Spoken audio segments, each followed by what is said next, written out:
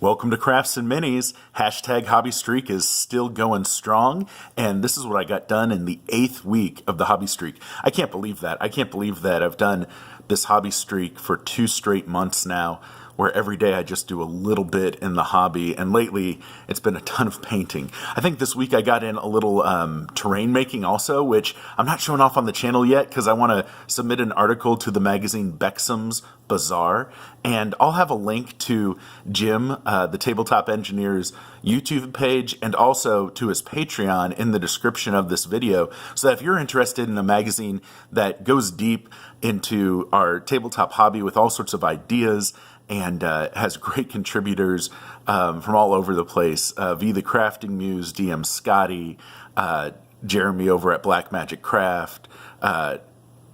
I know Runehammer is in there too. There's just so much good stuff packed into this magazine. And the first issue has been out here in January, but he's going to do it for sure every month in 2019, Jim is, but he needs the support. So this is just my little plug.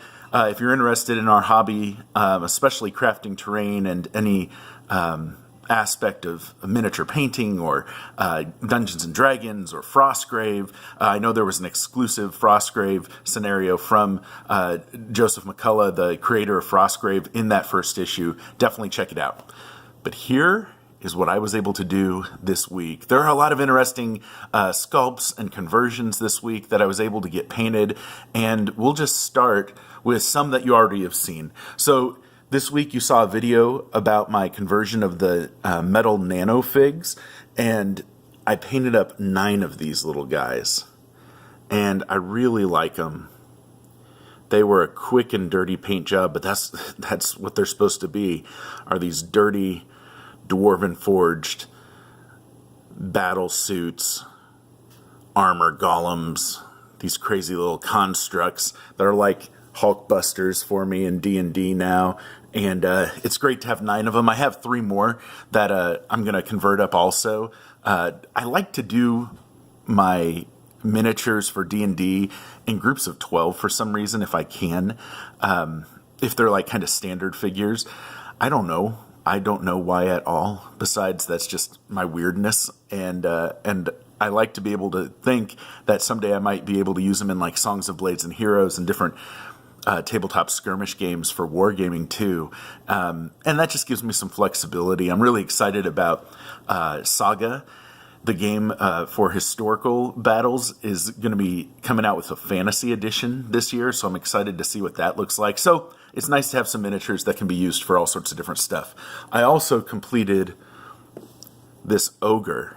Now, the main body of this ogre, the body and head, are from Myth, the board game that you've seen different miniatures from me from. And then I put on this sword and this left hand from Ogre Kingdom's bits. But he was a quick paint job too. Just assume, unless I tell you otherwise, these are all quick paint jobs. He turned out really good. This is a Reaper miniature that I think I did a head swap on. I can't remember for sure, but I'm pretty sure. And I just liked this idea of the gold dirty metal all over him. And he, of course, was quick and dirty. Now, for my Michael Mordor Goblins Paint Challenge, where I paint 2 miniatures a week and keep track on Twitter, I did these 2 beastmen. The one here on the left is a little bit newer. The one on the right is at least 25 years old. But I like how they turned out. And if you remember last week, I showed you that other group of beastmen. These are going to join them, which is great. I also painted up this old Mage Knight figure. This was, it's embarrassing to say, like a 5 to 10 minute paint job. When you do that 2-tone priming, and then you use inks, I used 1 layer of ink, the Antelope Brown that I've shown you in my favorite tools video lately, all over.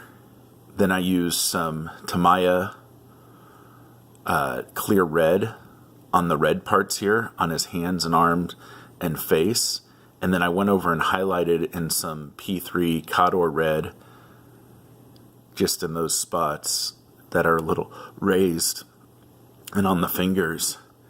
And he turned out great for my purposes. It's kind of fun. It's like if the character from Scream and Red Skull had a mashup. But that's why I love my technique of just the two-tone priming and the inks, because figures like this, I could have invested a day on him if I wanted.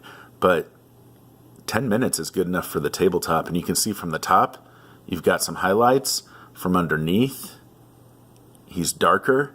And that combination is all you need for some figures, especially for D&D, since you're going to be drawing from your whole collection, and some figures might only be used once in a while. I mean, if you love putting in that much time for your figures and you're doing them just as much for display as gaming, more power to you.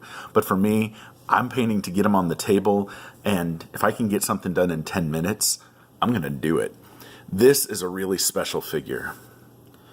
There are some games that just stick out because of their line of figures, and this guy is from one of those games. I do searches all the time on eBay to see if I can find any deals on this out-of-production game, OOP. This is from ChronoPia. The folks at Target Games who did Warzone back in the 90s also did a fantasy game called ChronoPia. Now, Warzone has had a reincarnation as a tabletop game with a new set of rules, a Kickstarter, I believe, and all new miniatures. ChronoPia hasn't, and it'd be really interesting to see the take on ChronoPia, because this is actually a monster-sized dude. He's on a 3-inch or 75-millimeter base, and to be honest, he already came base-coated, and I just did some work on him. I've had him for years, but I did some work on him to up the contrast a little bit, washes, dry brushes, a little highlighting. You see the work here on the horns. It's a little too close for my taste in this video. But this is a resin miniature that has a huge integral base that I just covered up with pumice, right? And some cork board covered in my basing material, which you've seen my Tools of the Trade video that I just did, that Vallejo lava basing material that I love, and it turned out really well. And on a big miniature like this, just having a little accent color like red on his armband and on his horns and on his face mask there is really cool. And that is just really fun to be able to paint up a miniature that, again, is probably 20, 25 years old. This is a really fun miniature. This is a monster I converted. So the main body is from a Funko Pop toy, like the King Groot toy, I believe. I'm going to do a video just on that toy because I'm going to use the head for something special too.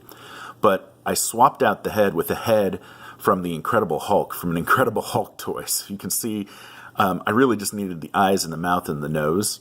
And then I covered up the rest with green stuff. I gave him a little goatee and the head join to the neck. I used green stuff. And then I had this plastic tree that I was like, man, I don't know if I want to cut it up because I really liked this plastic tree and I don't remember where I got it. But I know I only had one. And, that was the deciding factor.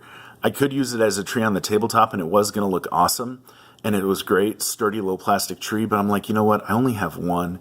And yes, there are, of course, unique trees. You don't want them to all look the same, blah, blah, blah. But what I wanted was this to be a forest creature that'd be terrifying. That, like, you could have a tree on a large size base just sitting out on the table, and then this guy would pop out, like the tree would transform into him, or it's been him all the time, but you just replace that model with this model.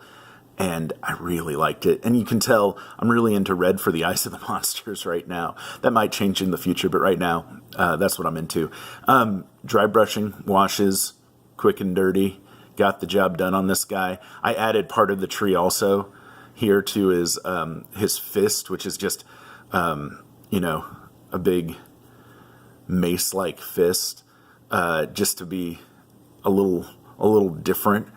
So he's got a pretty serious club hand, but I really like how his head turned out.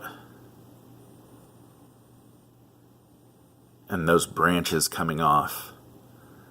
And you can see I did some on the head itself and then some just coming out of his back shoulders, which worked out pretty effective, I think. So he looks great for my taste.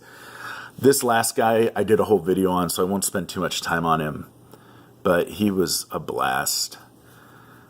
And this is from the movie Frozen, the marshmallow character.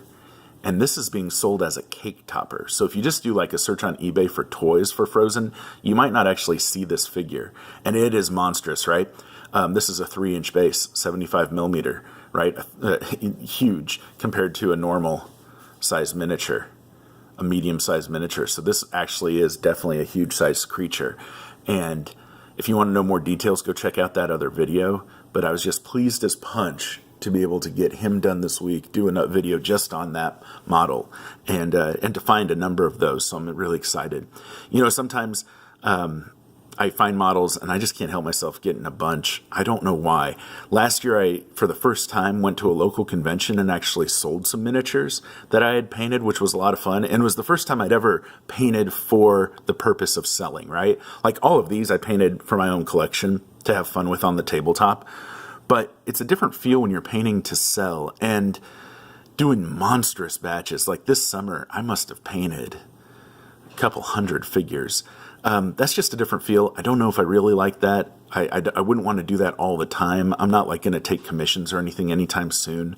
I respect those people who do, though, because you're getting after it. And when the hobby becomes a job, it's a whole different feel. And some people really excel at that, and I love it.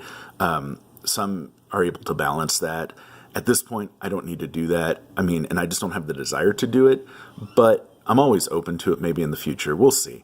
I'm looking forward to going back to that local convention. It's back in September, but for now, this is what I got done in week 8 of the hashtag hobby streak. I'm excited for this year. If I can keep this up, it's going to be amazing. Each Monday, expect a video like this for the most part, going over the previous week, and go get after your hobby.